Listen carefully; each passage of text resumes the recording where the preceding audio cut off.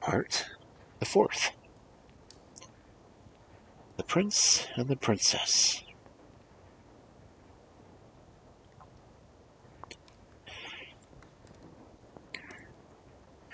Gerda was again obliged to stop and take rest. Suddenly a large raven hopped upon the snow in front of her, saying, "Caw!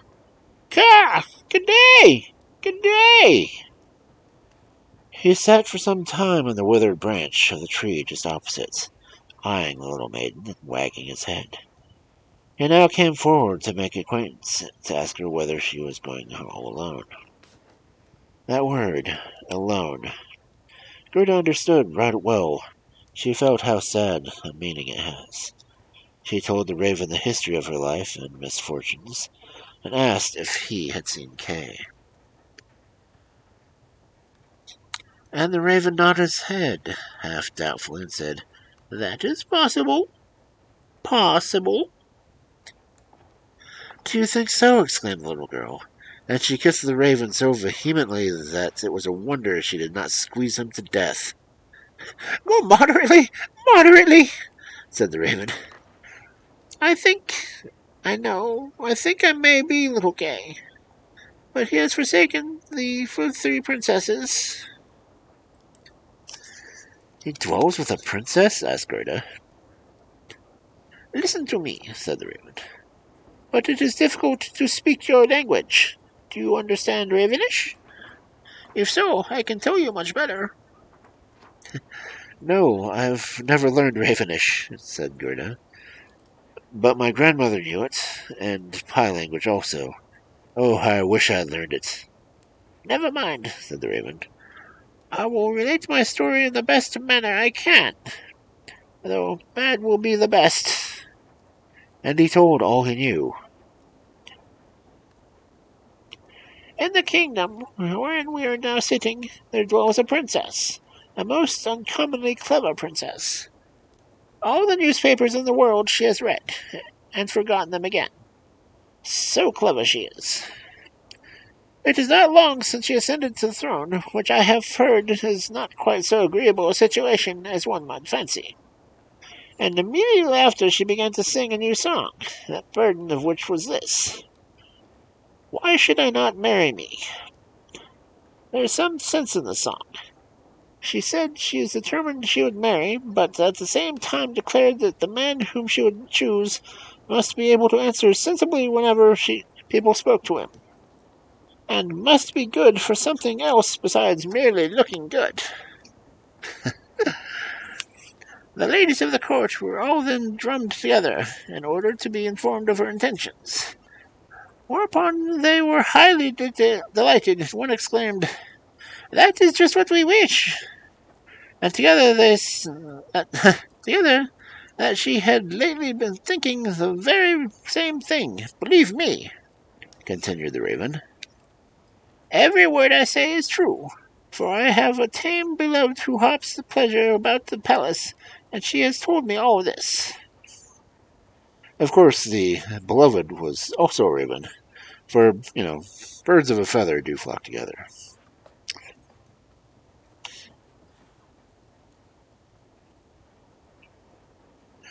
Proclamations adorned with borderly hearts were immediately issued, wherein, after enumerating the style and titles of the princess, it was set forth that every well-favored youth was free to go to the palace and converse with the princess, and that whoever should speak in such a wise as showed that he felt himself at home, there would be one the princess would choose for her husband. "Yes, indeed," continued the raven. "You may believe me, all this is true as I sit here. The people all crowded to the palace. There was a famous pressing and squeezing. But it was all of no use. Either the first or the second day, the young men could speak well enough while they were outside of the palace gates. But when they entered and saw the royal guard in silver uniforms, and the lackeys on the staircase of gold, and the spacious saloon, all lighted up, they were quite confounded. They stood before the throne where the princess sat, and when she spoke to them, they could only repeat the last word she had uttered, which, It was not particularly interesting for her to hear over and over again. It was just as though they had been struck dumb the moment they entered the palace, for as soon as they got out, they could talk fast enough. There was a regular procession constantly flowing from the gates of the towns to the gates of the palace. I was there. I saw it with my own eyes, said the raven. They grew both hungry and thirsty whilst waiting at the palace, but no one could even so much as a glass of water, to be sure. Some of them, wiser than the rest, had brought with them slices of bread and butter, but none would give any of this to his neighbour, for he thought to himself, "Let him look hungry, and then the princess will be sure not to choose him." But Kay, little Kay, when did he come? Asked Gerda. Was he among the crowd? Presently. We'll just come to him. On the third day arrived a youth with neither horse nor carriage. Gaily he marched up to the palace, his eyes sparkled like yours, and had long, beautiful hair, but it was meanly clad. That was Kay, exclaimed Gerda. Oh, then I have found him, and she clapped her hands with delight. He carried a knapsack on his back, said the raven. No, not a knapsack, said Gerda. A sledge, for he was the sledge with him when he left home. It is possible, rejoined the raven. I did not look very closely, but I heard from my beloved that when he entered the palace gates and saw the royal guard in silver and the lackeys in gold upon the staircase, he did not seem in the least confused, but nodded pleasantly and said to them, "It must be very tedious standing there. I prefer going in." The halls glistened with light. Cabinet councilors and excellencies were talking barefooted and carrying gold keys. It was a place to make the man solemn and silent, and the youth's boots creaked horribly, yet he was not afraid at all. That most certainly was Kay, said Gerda. I know he had new boots. I had heard them creak in my grandmother's room. Indeed they did creak, said the raven. But merrily went he up to the princess, who was sitting upon a pearl as large as a spinning wheel, whilst all the ladies in court, with the maids of honour and the handmaidens, arranged in order, stood side by side, and all the gentlemen in waiting, with their gentlemen, and their gentlemen's gentlemen, who also kept pages, stood ranged in order on the other side. And the nearer they were to the door, the louder they looked. The gentleman's page, who always wears slippers, one dare hardly look at, so proudly he stands at the door. That must be dreadful, said little Gerda. And has Kay really won the princess? Had I not been a raven, I should have won her myself, notwithstanding my being betrothed. The young man spoke as well as I speak when I converse in Ravenish. That I have heard my tame beloved. He was handsome and lively. He did not come to woo her, he said. He had only come to hear the wisdom of the princess, and he liked her much, and she liked him in return. Kind of wishing I was speaking Ravenish. This is killing me. Anyway. Yes, to be sure, that was Kay, said Gerda. He was so clever, and he could reckon in his head, even fractions. Oh, will you not take me to the palace? Ah, that is easily said, replied the raven. But how is it to be done? I will take over with the tame beloved, and she will advise us what to do. For I must tell you that such a little girl as you are will never gain permission to enter publicly. Yes, I shall, cried Gerda. When Kay knows I am here, he will immediately come out and fetch me.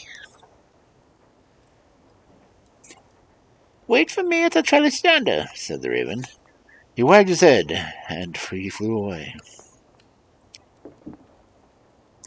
The raven did not return until late in the evening. Caw, he said.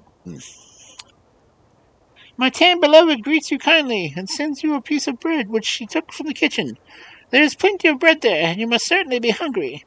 It is not possible for you to enter the palace, for you have bare feet. The royal guard in silver uniform, and the lackeys in gold, would never permit it. But do not weep, and thou shalt go there. My beloved knows a little black staircase leading into the sleeping apartments. And she knows also where to find the key. And they went into the garden, down the grand avenue where the leaves dropped upon them as they passed along. And when the lights of the palace, one by one, had all been extinguished, the raven took Gerda to the back door, which stood half open. Oh, how Gerda's heart beat with fear and expectation. It was just as though she was about to do something wrong. Although she only wanted to know whether Kay was really there. Yes, it must be he. She remembered how well his bright eyes and long hair. She could see if his smile was the same as it used to be when they were young, under the tree. He would be glad to see her, to hear how she had come for his sake, how all his home mourned his absence. Her heart trembled with joy and fear. They went up the staircase. A small lamp placed over a cabinet gave a glimmering light. On the floor stood the tame raven, who first turned her head on all sides, and then looked at Gerda, who made her curtsy, and her grandmother had taught her.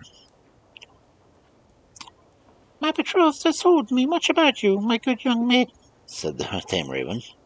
"Your adventures, too, are extremely interesting. If you will take that lamp, I will show you the way. We are going straight on. We shall not meet anyone new." "It seems to me as if someone were behind us," said Gerda. And, in fact, there was a rushing sound as of something passing. Strange-looking shadows flitted rapidly along the wall. Horses with long, slender legs and fluttering manes. Huntsmen, knights, and ladies. "These are only dreams," said the raven. "They come to amuse the great personages here at night. You will have better opportunities at looking at them when you are in bed. I hope that you will not arrive at honors and dignities. You will show with a grateful heart." "Do not talk of that," said the wood raven. Now they entered the first throne. Its walls were covered with rose-colored satin, embroidered with gold flowers. "Hey, Joe." The dreams rustled past them with such rapidity that Gerda could not see them. The apartments through which they passed vied each other in splendor, and at last they reached the sleeping hall. In the center of the room stood a pillar of gold resembling the stem of a large palm tree, whose leaves of grass, costly glass, formed the ceiling, and depending from a tree, hung near a door, and thick golden silk stalks. 2 beds in the forms of lilies. One was white, wherein reposed the princess. The other was red, and here must Gerda seek her playfellow Kay. She bent among the red leaves and saw the brown neck. Oh, it must be Kay! She called him by his name aloud and held the lamp to him close. The dreams again rushed by. He awoke, turned his head, and behold, it was not Kay. The prince resembled him only by the throat. He was, however, young and handsome, and the princess looked out from the white lily petals and asked what was the matter. Then little Gerda wept and told her story, and the ravens had done for her. "Poor child," said the prince and princess, and they praised the ravens, and said they were not angry with them at all. Such liberties must never be taken again in the palace, but this time they should be rewarded. "Would you like to fly away free to the woods?" asked the princess, addressing the ravens, "or to have the appointment secured as you as court ravens, with the prerequisites belonging to the kitchen, such as crumbs and leavings?" And both ravens bowed low and chose the appointment at court, for they thought of old age, and it would be comfortable to be well provided for in their declining years. Then the prince arose and made Gerda sleep in his bed, and she folded her little hands, thinking, "How kind both men and animals are to me."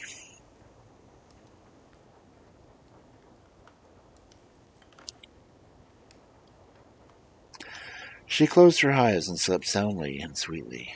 And all the dreams flitted about her. They looked like angels from heaven, and seemed to be drawing a sledge whereupon Kay sat and nodded to her. But this was only fancy, for as soon as she awoke, all the beautiful visions had vanished. The next day she was dressed from head to foot in silk and velvet.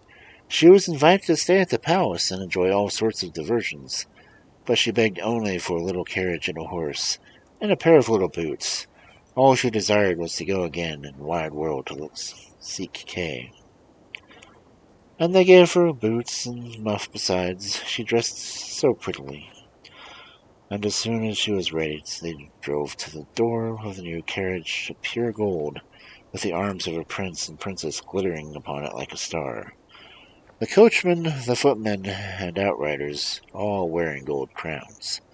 The prince and princess themselves helped her into the carriage, and wished her success.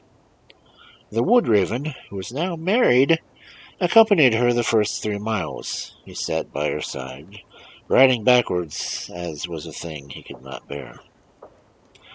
The other raven stood at the door, flapping her wings.